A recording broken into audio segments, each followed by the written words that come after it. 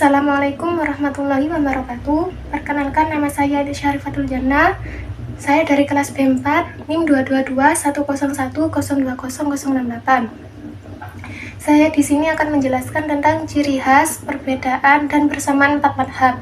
Dalam 4 madhab, baik itu madhab Maliki, madhab Hanafi, madhab Syafi'i, madhab Hambali, itu terdapat ciri khas, perbedaan, dan persamaan tertentu.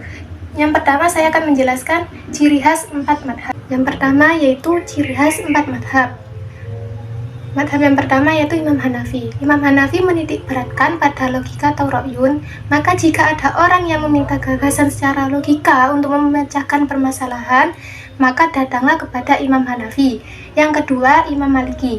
Imam Maliki lebih cenderung kepada hadis. Jika suatu hadis menyebutkan atau memberi makna pada suatu persoalan A, maka penerapannya seperti A, karena beliau lebih mengarah kepada persoalan suatu hadis. Yang ketiga yaitu Imam Syafi'i. Imam Syafi'i mempunyai ciri khas tersendiri, di mana beliau menghafal hadis dan berkonsentrasi pada bahasa Arab. Beliau tidak hanya konsentrasi pada bahasa Arab saja, namun beliau langsung masuk ke kota Arab atau Badui. Beliau merupakan salah satunya di antara 4 madhab yang mempunyai diwan, di mana di dalamnya terdapat puisi yang berisi tuntunan. Diwan tersebut dinamakan Diwan Al-Imam Asy-Syafi'i. Yang keempat yaitu Imam Hambali. Beliau sering mengambil jalan tengah. Jika Imam Maliki mempunyai pandangan dan Imam Syafi'i mempunyai pandangan, maka Imam Ahmad Hambali mengikuti jalan tengah. Yang selanjutnya yaitu perbedaan 4 madhab.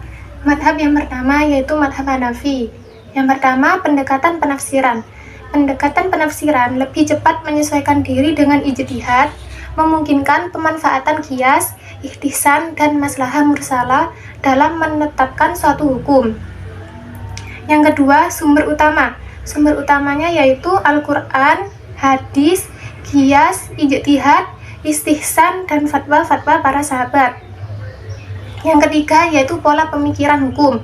Pola pemikiran hukum ini lebih menekankan nilai keadilan dan kemaslahatan umum dalam menegakkan hukum. Yang kedua yaitu madhab Maliki. Yang pertama, pendekatan penafsiran. Pendekatan penafsiran pada madhab Maliki ini berfokus pada praktik dan adat istiadat yang pada saat itu mengakar kuatkan di masyarakat Madinah dan memanfaatkan qiyas. Yang kedua yaitu sumber hukum utama. Sumber hukum utama yaitu Al-Quran, hadis, ijma, qiyas, dan istihsan. Yang ketiga yaitu pola pemikiran hukum. Pola pemikiran hukum berfokus pada aspek keteraturan sosial dan adat istiadat dalam menegakkan hukum. Yang selanjutnya yaitu madhab Syafi'i. Yang pertama, pendekatan penafsiran. Pendekatan penafsiran berfokus pada pelibatan hadis dalam memutuskan suatu hukum dengan mempertimbangkan sejarah dan budaya. Yang kedua yaitu sumber hukum. Sumber hukum yaitu Al-Quran, hadis, ijma, qiyas, istidlal, dan istihsab. Yang ketiga, pola pemikiran hukum. Pola pemikiran hukum ini lebih rinci dalam menerapkan standar usul fikih dan menjaga kesolihan hadis. Yang keempat yaitu madhab Hambali. Yang pertama, pendekatan penafsiran mengikuti cara yang lebih tegas dalam menyikapi hukum, memfokuskan pada pemanfaatan Al-Quran dan hadis secara cermat, serta menolak kemunculan qiyas dan istihsan. Yang kedua yaitu sumber hukum. Sumber hukumnya yaitu Al-Quran, hadis, hadis marfu, fatwa-fatwa para sahabat, hadis mursal, hadis dhaif, dan qiyas. Yang ketiga, pola pemikiran hukum. Pola pemikiran hukumnya lebih cermat dalam mengartikan hukum, menolak bid'ah, dan menjaga teks hukum. Yang selanjutnya yaitu persamaan 4 madhab. Yang pertama, Al-Quran dianggap oleh keempat madhab tersebut sebagai sumber utama hukum Islam. Yang kedua, beliau semua sepakat bahwa hadis Nabi Muhammad SAW merupakan sumber terpenting kedua dalam membentuk suatu hukum. Yang ketiga, keempat madhab ini menerapkan fikih secara beragam.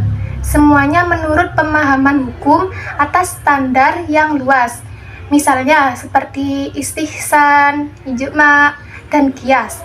Yang keempat, 4 madhab ini sependapat pada bagian-bagian penting dalam ajaran Islam, seperti rukun iman, rukun Islam, serta hukum yang berhubungan dengan ibadah dan muamalah. Yang kelima, walaupun mempunyai pendekatan yang berbeda-beda, namun tujuan terakhir dari keempat madhab tersebut sangat mirip, yaitu untuk melindungi kebenaran ajaran Islam dan memberikan arahan hukum kepada umat Islam dalam beribadah dan menjalankan kehidupan sehari-hari. Sekian penjelasan dari saya tentang ciri khas, perbedaan, dan persamaan 4 madhab. Saya mohon maaf apabila ada salah kata. Khairul kalam. Assalamualaikum warahmatullahi wabarakatuh.